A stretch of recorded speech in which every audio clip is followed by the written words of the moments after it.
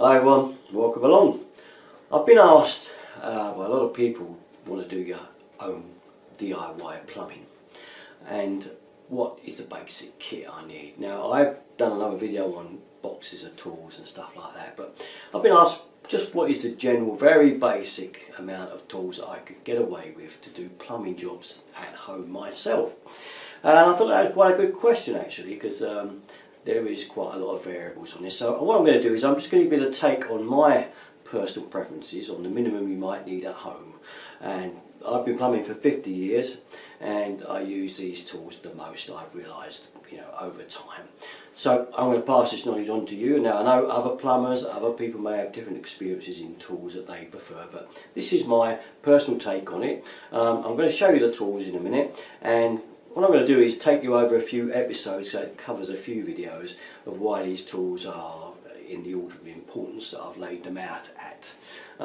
Because this is how I kind of worked it, that what is the most important tool, the second one, the third one, and so on, and why you might need them. Now, you don't have to spend a fortune, because a lot of people say some of these tools are very expensive, but no, not necessarily the case. We can get them for a good price, and what I will do, I will put my Amazon link on the video for you, sort of each tool, so that you can, if you want, go and purchase one, knowing that it's the right spanner to buy, or whatever it is. Now, I'm guessing you've all got just a basic hammer, screwdriver, pliers, that type of thing at home. So I'm not including any of those type of things, because generally most people have got those kind of tools. And if you haven't, then just go and get those, because they're just the basic. I'm not including those because they are the kind of kit most people have got at home. But what we're talking about here is a basic plumbing kit that will enable you to do things like changing your own taps, repairing leaks with pipe couplings.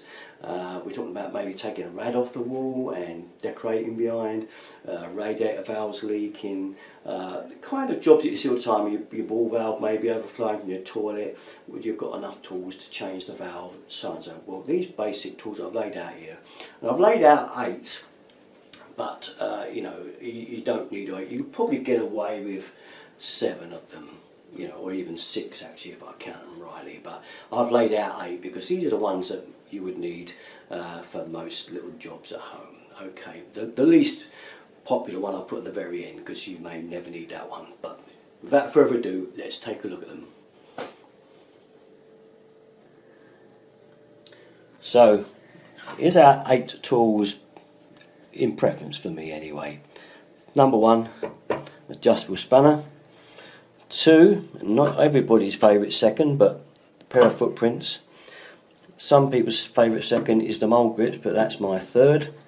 4th are these little thin adjustable grips, very handy.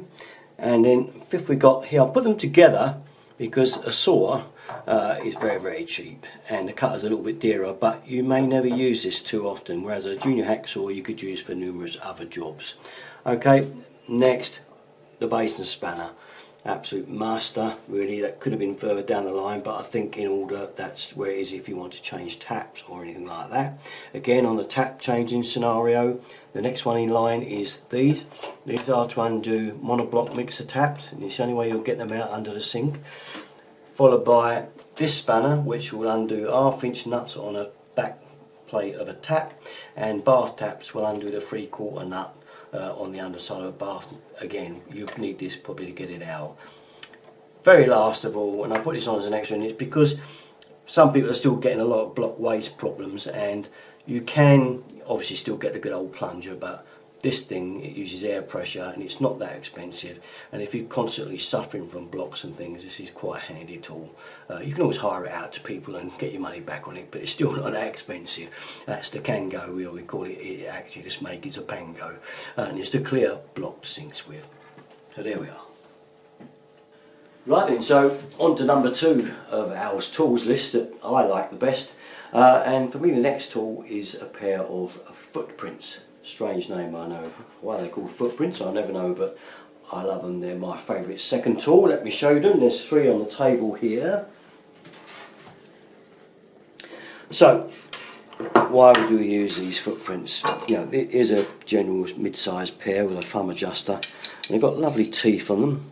As you can see, they're really lovely. They grip. They'll grip pipe, they'll grip the fittings that you want to use it for.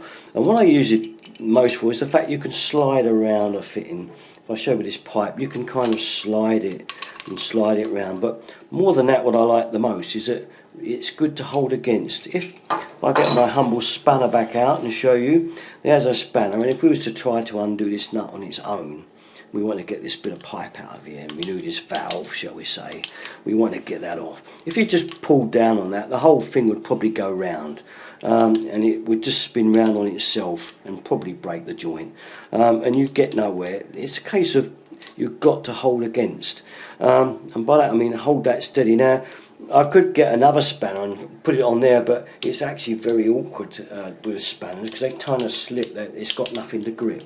That's where this spanner, the footprints, can grip because it's got these teeth, so we can kind of grip it round there like so.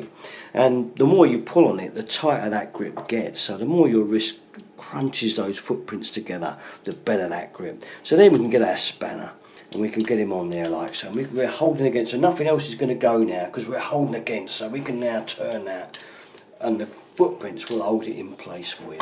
And that's the other thing, they hold it for you. A spanner won't, it will let go and let it flop around. So you can undo that nut now and pull that out of there. And that is why I primarily like these. And I say, the fact that you can just spin them around on the joint and just turn a nut up. It means you can do it really quickly. You know, it's very good for getting nuts under the bottom of systems, any bit of plumbing pipe. These are my other second number tool, two tool, but I really love these, as you can obviously gather. All sorts of sizes. I'll put a link on here for you, just to take you to my Amazon link where you'll see loads of sizes of footprints, which are there if you want a pair. But for home plumbing again, this is my number 2 preferred tool. So, different size of footprints. This is my preferred size. It has a bolt that you take out, and if I show you there, that's how it looks when it's out. And there are holes that you can take your pick of the size in there, or right down to there. Well, the good thing is, by the fact that you've got those holes, you can adjust it. You can put it on the very last hole. Now this would now fit big nuts, like waste pipe nuts, for instance. Anything large, that's going to cover it. So you know again that you're covered for that size if you need to get that big. And also then, of course, you can take that bolt back out and drop it right down to its closest size, which again virtually clamps itself together, look. And that means you can get anything really small and get it in there to undo. So really multifunctional, and probably my second best preferred tool.